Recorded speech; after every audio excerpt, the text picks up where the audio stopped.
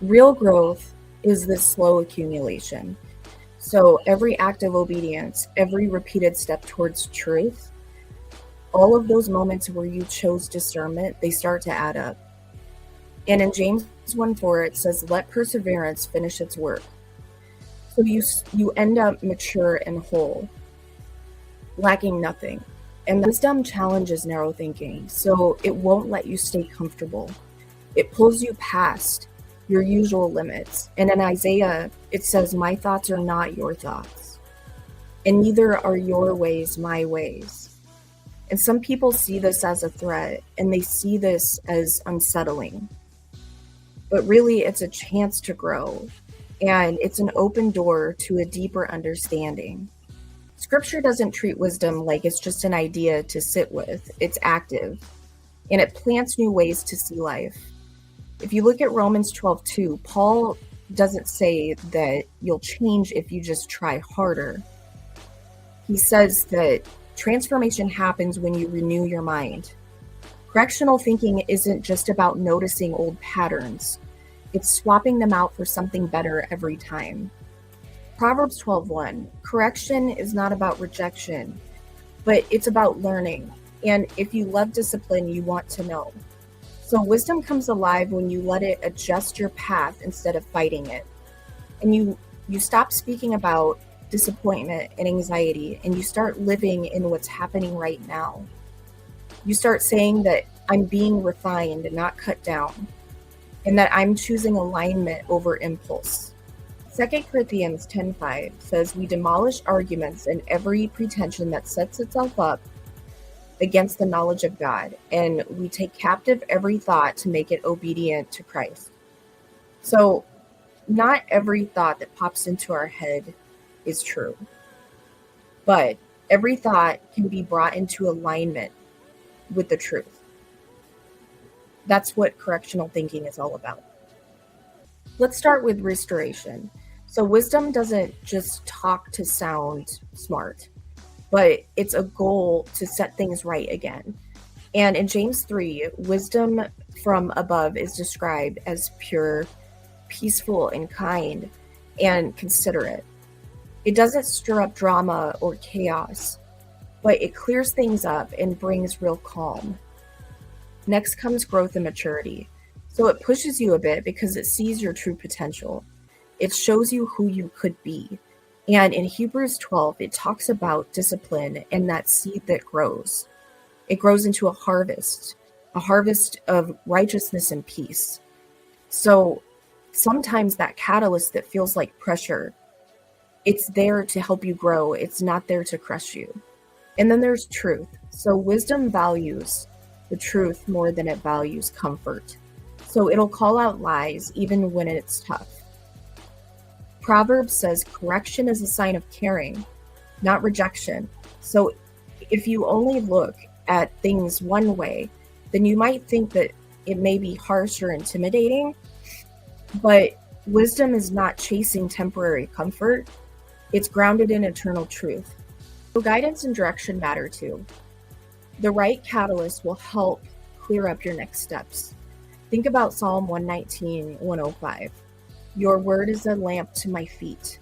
Wisdom lights up the way so that you're moving forward with a purpose instead of stumbling around. In Proverbs, wisdom doesn't hide, but it speaks out loud for everyone to hear. And still some people turn away. And it's not because wisdom is missing, but people are set on ignoring it. And it's not the advice that puts them off, but it's the way that they look at it. And basically their minds are already made up before they listen. And they think that this is going to push me, so I'll just block it out. And this feels strange, so it's probably wrong. Isaiah 55:8 draws a clear line between how we think and how God thinks. And the closed mind treats difference as a threat, and the open mind sees it as an invitation. And if we look at Matthew 7, the narrow way isn't described as restrictive or harmful, but it's straight and focused. and it points to the truth. But there's people who want everything easy and wide open. And the narrow path feels suffocating, and it feels like something's being taken away. But actually, it's the opposite. And what's revealed is far greater than anything lost. This lines up with 2 Timothy 4:3. And it's people chasing after their own desires instead of sticking with the solid teaching. And it's not that wisdom is in short supply, it's that people aren't willing to accept it. In Romans 12:2, it talks about transformation coming from a renewed mind and not clinging to old ways, but letting them get reshaped. Resisting anything that stretches us is human, but the invitation hasn't changed.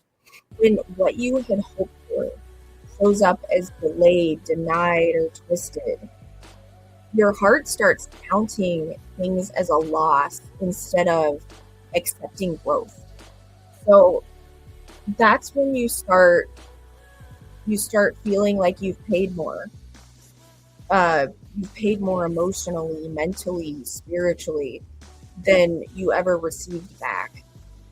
And from imbalance, a closed off, negative mindset shop, you start setting up that way. And this will only disappoint me again. You start saying that. You start saying, this isn't worth it.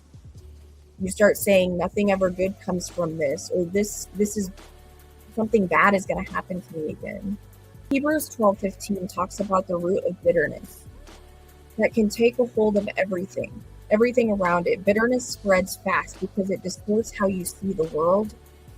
And suddenly every new thing feels like the same old hurt and the same old pain. And that's what narrow foreboding looks like. Always expecting pain and not looking for truth anymore. Proverbs throws us a lifeline, and wisdom opens up correction, even when it stings, even when it can be painful. But the wise voice, the catalyst, steps into that bitterness and it says, there's still something worth finding here, and don't shut yourself off. Romans encourages us to let our minds be renewed. Let your expectations change, not shaped by your old pain, but shaped by the truth that's right in front of you.